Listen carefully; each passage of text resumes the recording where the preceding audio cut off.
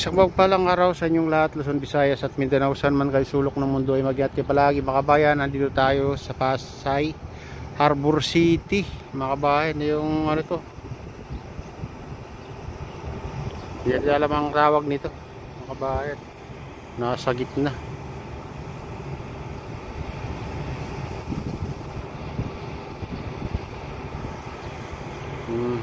Ayan, ito yung Pasay Harbor City mga kabayan, hanggang dun, oh, ang lawak ito. Ito yung pinakamalaking island dito na ginawa nila. Yung tawag nilang Pasay Harbor City. 360 hectares daw to mga kabayan ng kabuuan nito pag natapos.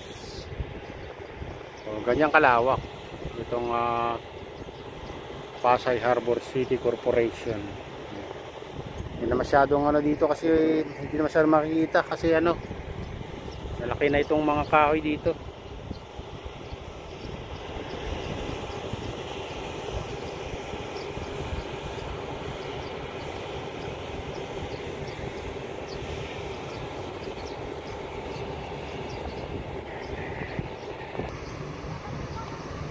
Kita nyo ang lawak hanggang dun sa malapit na sa Muwa mga kabayan. Ganyan kalawak itong isla na to, itong island na to.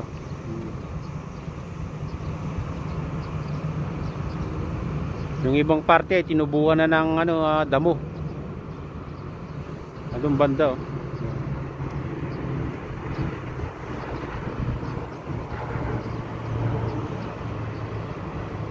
Mas malawak pa daw ito kaysa sa Muwa. Yun ang nasabi nila mga kabayan.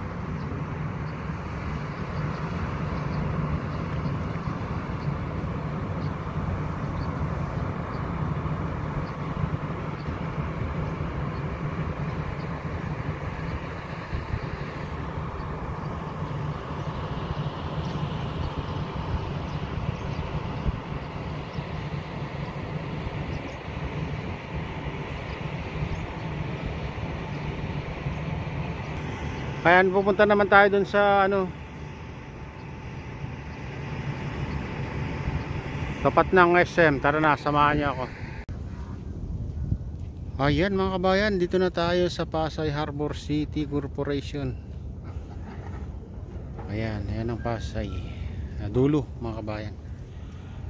At silipin naman natin dito sa tapat ng SM Mall of Asia mga kabayan kung may pagbabago. Tara na. Ayan, i-focus natin dito.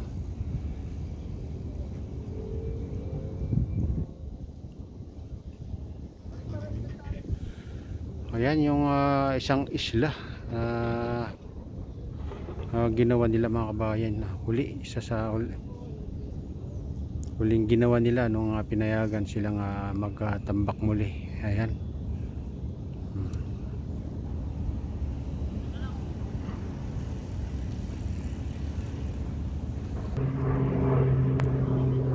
Nawala yung isang isla doon nakatabi niya mga kabayan. Siguro pinasipsip din nila.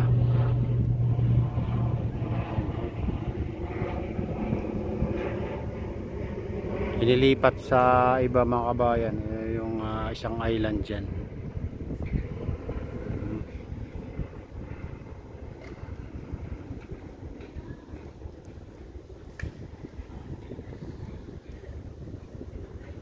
Yan, ang daming barko doon pero puro naka-standby mga kabayan, yung malalaking barko. Dito yung pinakamalapit na island na ginawa nila sa tapat ng SM Mall of Asia. At wala naman walang pagbabago dito at hindi tinatambakan ulit. Pupunta natin dun sa pinakadulo. May nakita tayong parang bagong tambak mga kabayan. Ayan. Tara na, samahan nyo ako.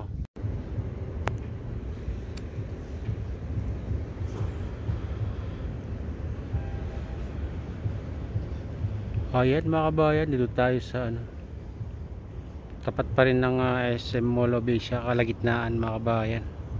Kung makita nyo, napakaraming barko dyan banda sa gitna. Yan, puro naka-standby mga kabayan. Dito naman ito yung nakikita tayong pagbabago mga kabayan, na may naidadagdag o nag-expand itong huling island na ginawa nila dito sa dulo ng tapat ng SM Mall of Asia mga kabayan. Ito yung pinapalawak nila ngayon, ito yung nakikita natin na may pagbabago. Yan, kung makita nyo yan, talagang pinapalaki nila. Dito na idugtong na naman mga kabayan. Hindi lang natin na tsempuan, siguro maaga nagtambak ito. Medyo late na kasi tayo pumunta dito. Kung nakikita nyo yung tambak na yan dyan, saka doon sa dulo, kabilang dulo ang tinambakan nila mga kabayan. Ayan. Ito yung nakita natin na may pagbabago o nag-expand na island ginagawa nila.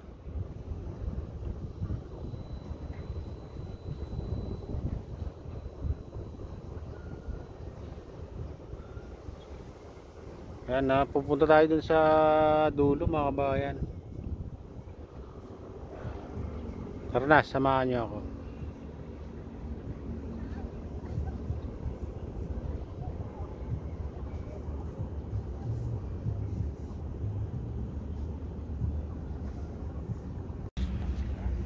Ayan mga kabayan, ito na yung huling island na ginawa nila dito sa tapat ng SM Mall of Asia. Ayan, kung makita nyo, bagong tambak pa to. Mga kaninang umaga lang mga kabayan itong tinatambakan nila dito. Ayan, kaya basa pa. Hindi lang natin naabutan dahil siguro maaga mga kabayan, late na tayo pumunta dito. Pinapalaki ito mga kabayan. Ito yung pinapalaki nila. Dito na lang tayo nakikita na may pagbabago itong huling island na ginawa nila mga kabayan.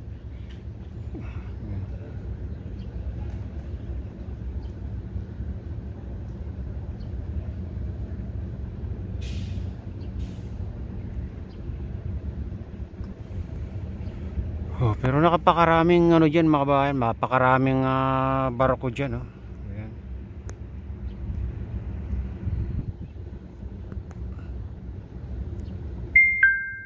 Ayan, naka-standby yung malalaking barko.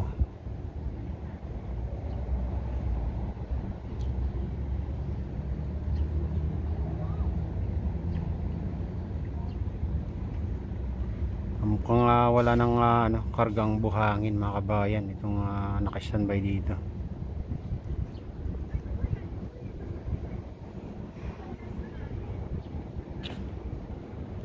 Hindi na katulad dati na talagang sabay-sabay yung mga nagtatambak dito mga kabayan.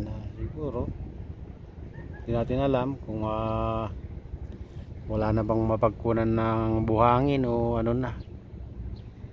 Hanggang dyan na lang mga kabayan yung ginagawa nila. Malalaman natin sa mga susunod na araw kung mag-expand pa itong mga isla na to. Yung ito, kung makikita nyo yung mga isla na yan. Ayan, mga malilit na isla yan, hindi kalaki yan mga kabayan. Tatlo lang yung alam natin na malalaki dito. Yung Pasay Harbor City, saka yung Horizon Manila, saka itong Manila Solar Gold Coast. Ayan, yun lang ang alam natin malalaking island na mga kabayan, yung tatlo. Itong huling ginawa nila, ito malilit lang ito mga kabayan. Makikita nyo hanggang dun lang.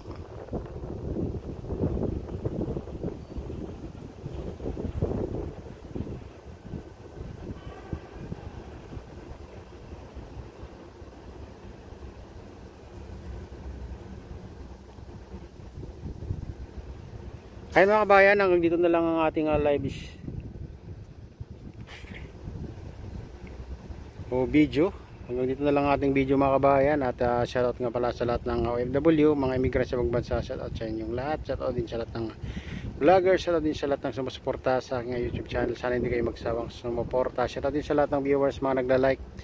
Kay Atilin, Kuya Iyo, kay Kuya Rick, sa aking misis, kay